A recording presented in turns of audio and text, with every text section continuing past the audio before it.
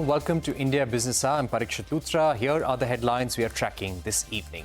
TCS kicks off the earnings season with third quarter numbers largely in line with estimates.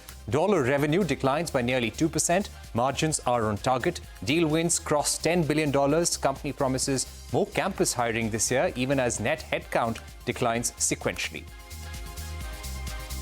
Sensex and Nifty end at the low point of the day. Mid-caps see a sharper sell-off. Rupee tests fresh record lows against the dollar before ending flat. Domestic institutional investors remain unfazed amid selling by foreign portfolio investors. Inflows into equity mutual funds rise more than 14% in December, even as the Nifty declines 2% in the same month. SIP inflows hit a record high of nearly 26,500 crore rupees. SEBI's new sterner default rule pinches companies. The market regulator's November 18 circular says a repayment delay of even a rupee by a day, even due to technical reasons, would result in default classification. Does away with the leniency previously granted to technical defaults during the pandemic. The Union Revenue Department set to seek clarity from the Supreme Court on prolonging the legal validity of show-cause notices sent to online gaming companies worth over 1 lakh crore rupees. Sources say a stay order by the top court will prolong the validity of the notices, which are set to expire on the 4th of February. Supreme Court is set to hear the case tomorrow. National Restaurant Association threatens legal action against Zomato and Swiggy, oppose instant food delivery by Zomato and Swiggy using private labels, accuse violation of marketplace neutrality and abuse of dominant market position. Extraordinary outcomes require extraordinary effort. L&T backs its chairman after comments made by S.N. Subramaniam, arguing for a 90-hour workweek creates a social media storm. 6 people are killed and 40 injured after a stampede at Tirupati temple. The incident occurred at a ticket counter where thousands had queued up for special darshan tickets. 50 people killed across Gaza overnight as Israeli forces continue their assault. Outgoing U.S. Secretary of State Blinken optimistic about the prospects of a ceasefire. Parents of at least 800 soldiers and reservists write to Israeli Prime Minister Netanyahu and urge him to end the war. 5 people killed, thousands flee their homes as wildfires rip through Los Angeles. More than 1.3 lakh people are under evacuation orders as the blaze tears through iconic landmarks on Hollywood Hills. A Singaporean passport remains the most powerful in the world as it provides visa-free travel to 195 destinations. Japan ranks second in the annual Henley Passport Index. United States drops to number 9. Indian passport weakens by 5 places to number 85. Let's start with the market action. Sensex declined by over 500 points. Nifty lost over 160 points as weakness persists on the Lal Street. Mid-caps underperformed the blue chips, barring FMCG. All sectoral indices ended in the red. On to the money market action now. The Indian rupee weakened further to hit yet another record low versus the dollar, but most of the losses were wiped out in late trade and the rupee ended largely flat. However, you will need nearly 86 rupees to buy $1. The 10-year bond prices also came under pressure today, leading to a spike in yields. An earnings season has kicked off and TCS has reported third quarter numbers largely in line with estimates. Dollar revenue declined by nearly 2% in what is a seasonally weak quarter. Deal wins crossed $10 billion and the company's order book is at its highest level in 5 years. TCS also promised more campus hiring this year, even as net headcount declines sequentially. Reema Tendulkar is here with the TCS Q3 report card. Revenue miss, margin in line and strong deal wins.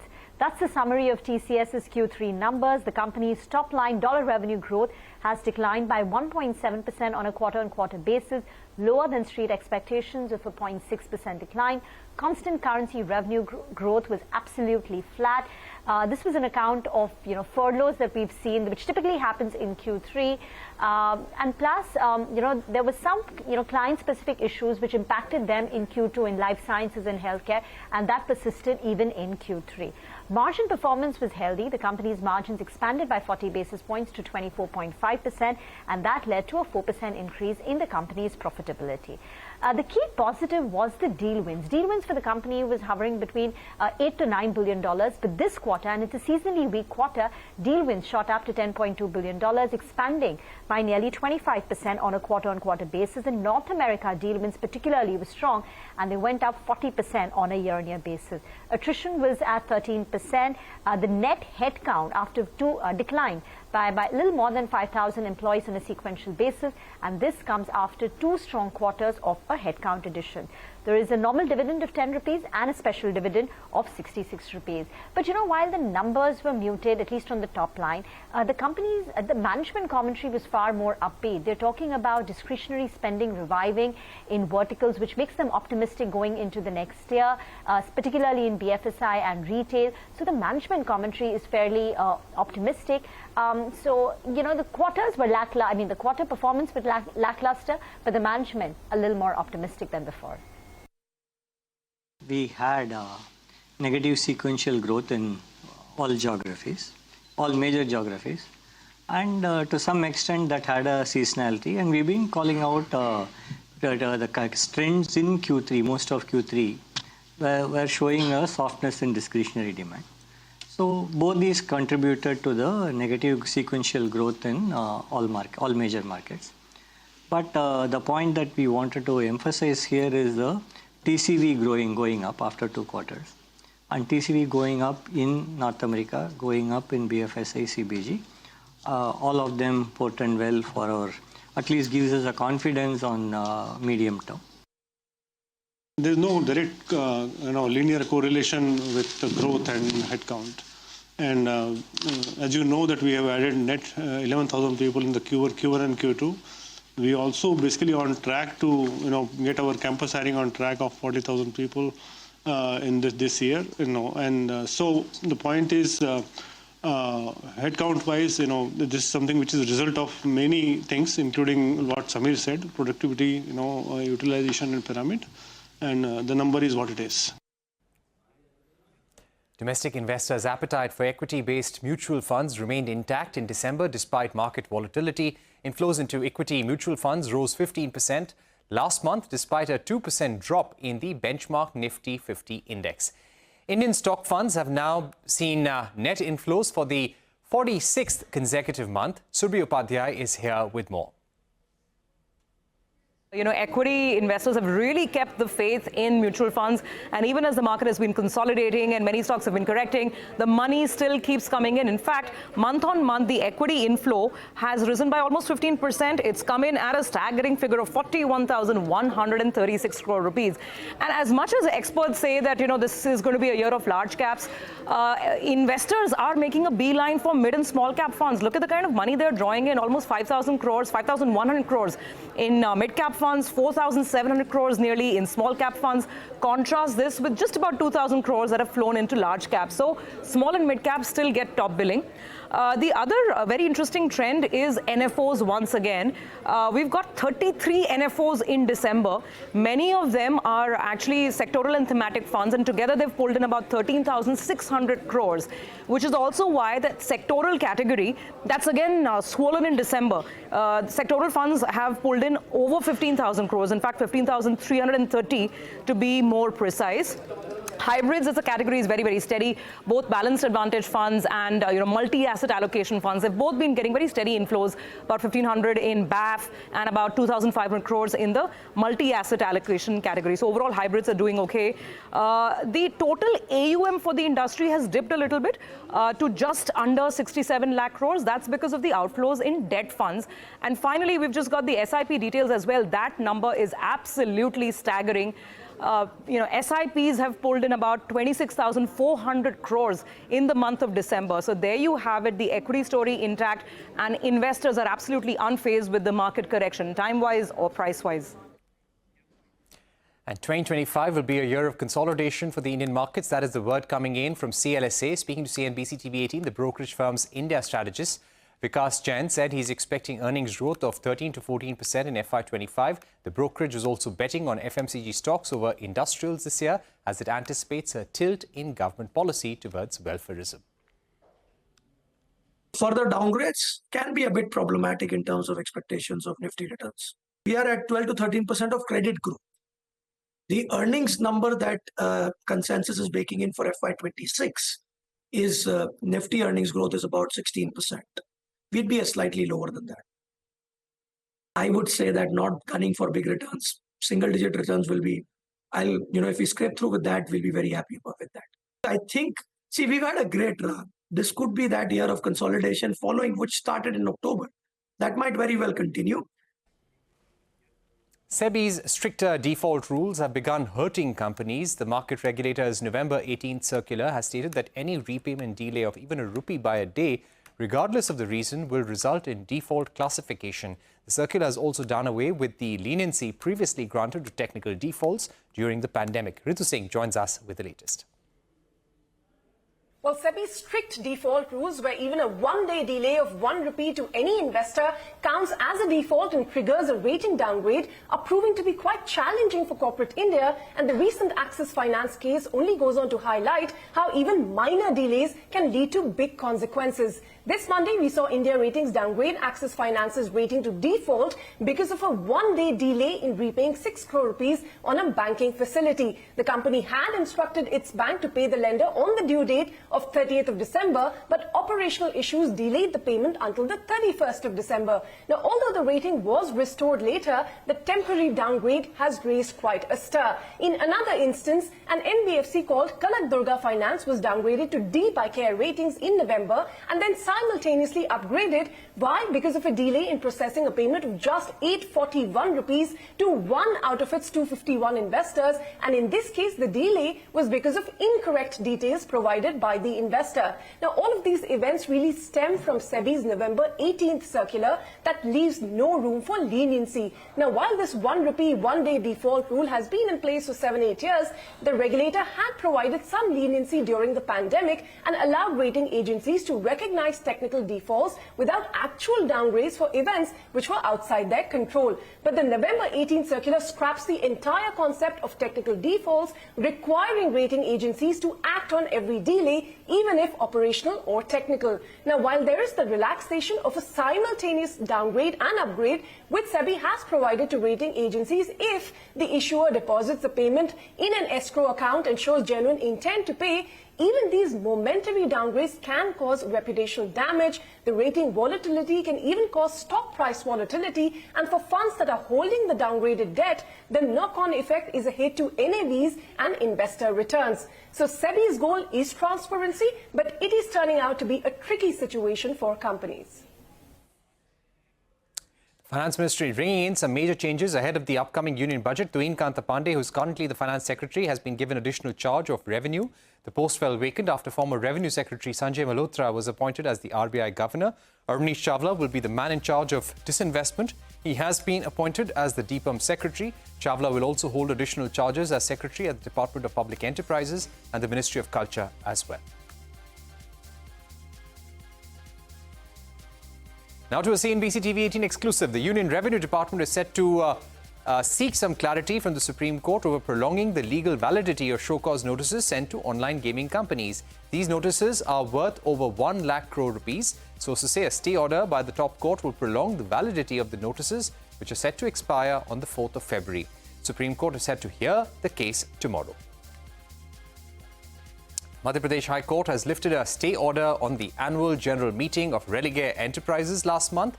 The High Court halted Religare's AGM that was scheduled to take place on the 31st of December. The court had also stayed the approval of the Berman family's open offer. The National Restaurant Association has threatened to take legal recourse against Zomato and Swiggy after they announced plans to launch private labels to deliver food in minutes. Calling the move a clear case of backstabbing, NRAI President Sagar Daryani said that they would not wait and watch and do whatever it takes to protect restaurant owners. NRAI said that since the food aggregators had access to customer info, them using it to launch their own labels tantamounted to power abuse. We are absolutely not okay with is both Swiggy and Zomato getting into their own private labels and launching their own QCOM apps like a snack or, like a bistro cafe, which is by Blinkit, which is owned by Zomato. Private labeling, them getting into private labeling is getting into the food business, right? Aggregators are supposed to facilitate the food business by, ensuring food delivery, but them getting into the food business I think it's complete abuse of power. I think this definitely needs to have a relook. I think we definitely are going to take legal recourse if needed, and we are definitely contemplating. But on a very serious note, we've always given assurances by Swiggy and Zomato that they would never get into the food business. But as partners, we feel that we've been backstabbed in a way. Kabir Biswas is set to join Flipkart days after resigning as Dunzo CEO. Biswas, one of the co-founders of Dunzo, will lead the quick commerce operations for Walmart-owned Flipkart as the head of Flipkart Minutes. This will be Biswas' second innings in the rapid delivery space after starting and scaling up Dunzo for over a decade. His exit at Dunzo came at a time when the quick commerce platform is struggling to keep operations afloat. Ride-hailing platform BluSmart is set to raise $50 million in a new funding round. The company's pre-money valuation has been pegged at $335 million. The funding round will see participation from existing investors and promoters. The company has already received half of the total fundraise. The round is expected to close next month. The chairman of L&T came under fire on social media after he suggested that employees should work 90 hours a week, including Sundays. SN Subramanian made the comments in an internal interaction with employees, but the video went viral after it was leaked on social media. The video showed SN Subramanian questioning how long employees would sit at home and stare at their wives or husbands. Social media users drew comparisons to Infosys co-founder Narayan Murthy, who made a pitch for a 70-hour work week last year. Remember, L&T does not have any policy for a 90-hour work week. However, the company backed the CEO's comments. In a statement to CNBC TV 18 exclusively, the company said, and I quote, "We believe this is India's decade, a time demanding collective dedication and effort to drive progress and realize our shared vision of becoming a developed nation." Chairman's remarks reflect this larger ambition, emphasizing that extraordinary outcomes require extraordinary efforts. End of quote. Here's the comment from L&T chairman that sparked off the uproar. I regret I'm not able to make you work on Sundays, to be honest. If I can make you work on Sundays, I'll be more happier, because I work on Sundays also. What do you do sitting at home? How long can you stare at your wives? How long can the wife stare at your husband? Come on, get to the office and start working.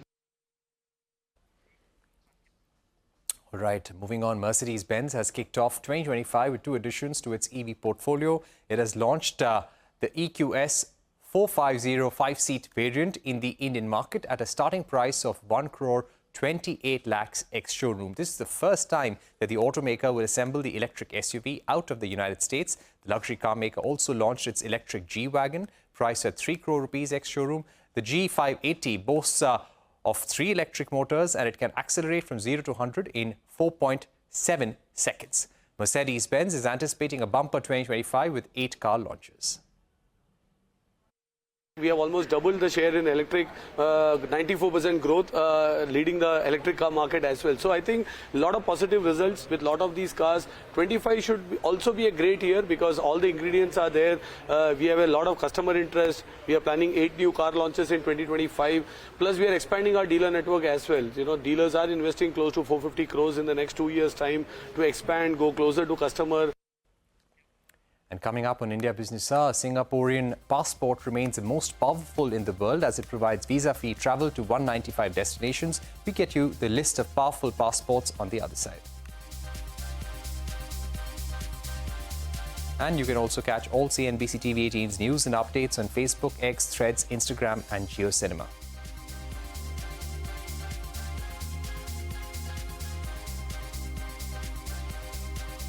Six people have been killed and 40 injured after a stampede at Tirupati temple. The incident occurred at a ticket counter where thousands had queued up for special darshan tickets.